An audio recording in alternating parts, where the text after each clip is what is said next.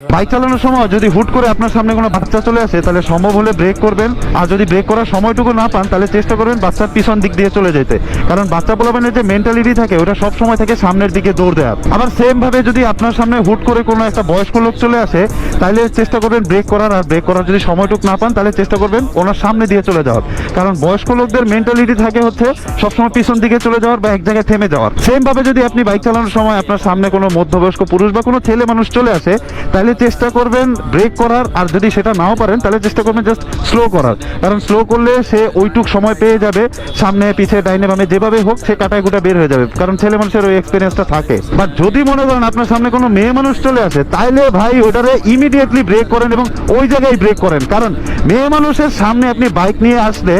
আপনি সামনে যান পিছনে যান, ব্রেক না করলে আপনি যেভাবেই যান ও প্রথমে ডাইনে যাবে, তারপর বামে যাবে, পারলে উপরে যাবে, নাহলে নিচে যাবে, এরপরে ওই জায়গায় দাঁড়ায় থাকবে, কানের মধ্যে হাত দিবে, চোখে হাত দিবে, বলবে ও মাই গড। আর যদি কোনোভাবে ওইখান থেকে বাইকটা ফিরতে পারেন তাহলে যাওয়ার সময় ওই মেরে অবশ্যই একবার বলবেন শান্তি লাগি।